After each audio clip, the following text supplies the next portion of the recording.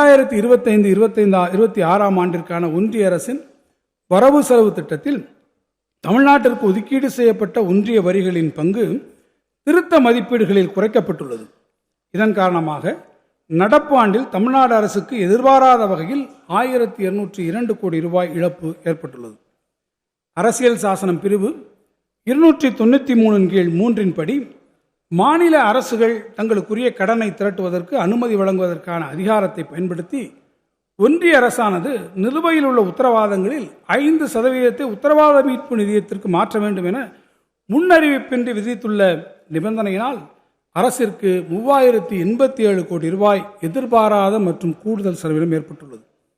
அதேபோன்று அரசியல் சாசன பிரிவு 293 படி தனக்கு வழங்கப்பட்ட அதிகாரத்தை பயன்படுத்தி தமிழ்நாடு மின் பகிர்மான கழகத்திற்கு 16,290 கோடி ரூபாய் இழப்பீட்டு நிதி வழங்க வேண்டும் என்ற ஒன்றிய அரசு நிபந்தனை விதித்துள்ளது. அவ்வாறு வழங்க இயலாத நிலையில் மாநில அரசிற்கு அனுமதிக்கப்படும் கடன் உச்சவரம்பிலிருந்து அந்த தொகை கழிக்கப்படும் எனவும் ஒன்றிய அரசு நிபந்தனை விதித்துள்ளது. தமிழ்நாடு மின் பகிர்மான கழகத்திற்கு 413 கோடி ரூபாய் மட்டுமே உள்ளபடியான இழப்பு ஏற்பட்டுள்ள நிலையில் ஒன்றிய அரசின் நிபந்தனை நடப்பு ஆண்டில் மாநில அரசுக்கு 15,877 கோடி ரூபாய் கூடுதல் செலவை ஏற்படுத்தியுள்ளது. மாநில அரசுகளின் செலவினங்கள் ஒருபுறம் உயர்ந்து வரும் நிலையில் ஒன்றிய அரசு பொறுப்பேற்றுள்ள திட்டங்களுக்கு மாநில அரசுக்கு உரிய நிதியை விடுவிக்காமல் ஒன்றிய அரசு நிறுத்தி வைத்துள்ளது.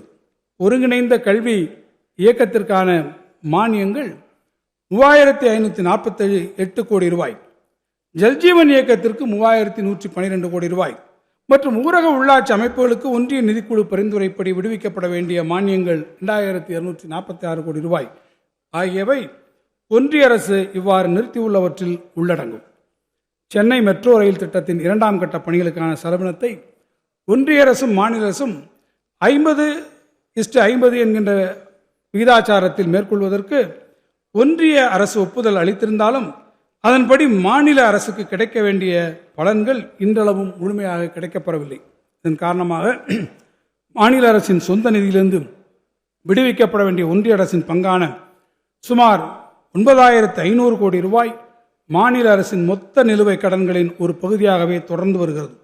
இதனால் மாநிலத்தின் கடன் மற்றும் மொத்த உள்நாட்டு உற்பத்தி விகிதம் உயர்ந்து காணப்படுவது மட்டுமல்லாமல் மாநிலத்திற்கு உரிய கடன் திரட்டும் திறனையும் பாதித்துள்ளது. இதனால் மாநில அரசின் பணப்புழக்கமும் பாதிக்கப்பட்டுள்ளது. பலமுறை நினைவூட்டப்பட்ட போதிலும் தமிழ்நாடு அரசின் கோரிக்கையை செவிமடுத்து இதற்கான நடவடிக்கைகளை ஒன்றிய அரசு மேற்கொள்ள தவறியுள்ளது. நடப்பு நிதியாண்டில் மாநில அரசு எதிர்கொண்டு வரும் இத்தகைய சவால்களால் ஒன்றிய அரசு மாநில அரசின் நிதிநிலையில் ஏற்படுத்தியுள்ள அழுத்தமானது மாநிலத்தின் நிதிநிலையில் நெருக்கடியை ஏற்படுத்தியுள்ளது. இவ்வாறான சவால்களுக்கு இடையிலும் மாண்புமிகு முதலமைச்சர் அவர்கள் தனது அயராத முயற்சிகள் மற்றும் அயராத அர்ப்பணிப்பு ஆகியவற்றின் மூலம்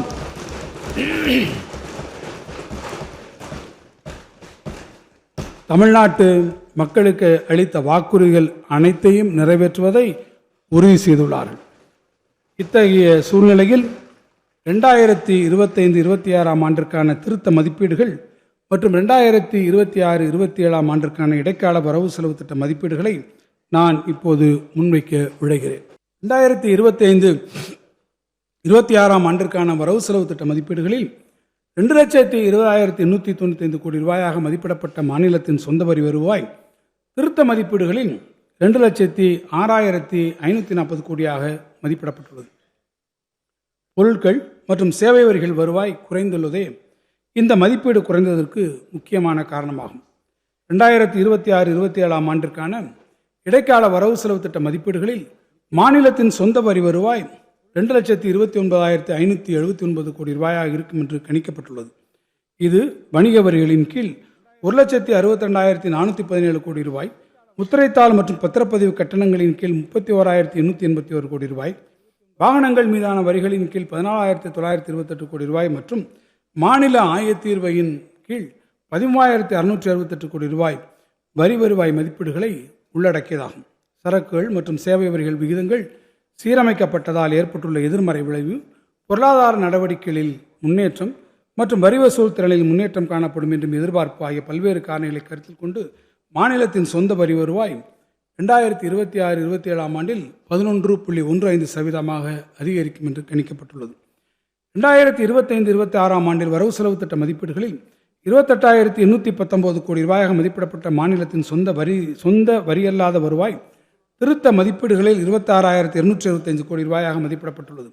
2026-27 ஆண்டின் இடைக்கால வரவு செலவு திட்ட மதிப்பீடுகளில் மாநிலத்தின் சொந்த வரியல்லாத வருவாய் 27,704 கோடி ரூபாயாக மதிப்பிடப்பட்டுள்ளது. ஒட்டுமொத்தமாக 2026-27 ஆண்டிற்கான இடைக்கால வரவு செலவு திட்ட மதிப்பீடுகளில் மாநிலத்தின் சொந்த வருவாய் மதிப்பீடான 2,57,283 கோடி ரூபாய் மொத்த வருவாய் வரவுகளில் 74.67% கொண்டிருக்கும்.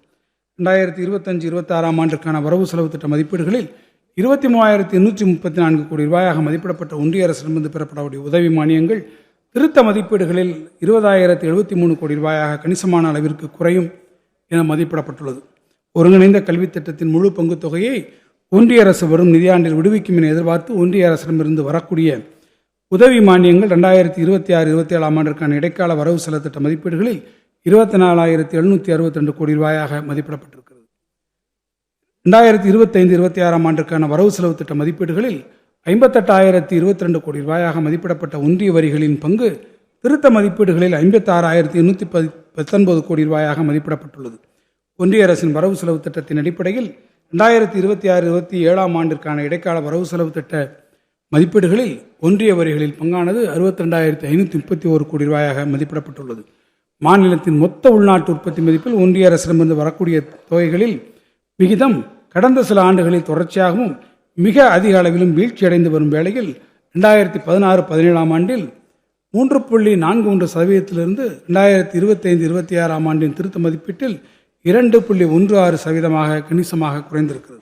தற்போதைய மாநில மொத்த உள்நாட்டு உற்பத்தி மதிப்பில் இந்த 1.25% குறைவினால் மாநில அரசுக்கு ஏற்படக்கூடிய 44,598 கோடி ரூபாய் இழப்பானது 25-26 ஆண்டின் திருத்த மதிப்பீடுகளில் மதிப்பிடப்பட்டுள்ள நிதி பற்றாக்குறையில் ஏறத்தாழ 41% சமமாக இருக்கும்.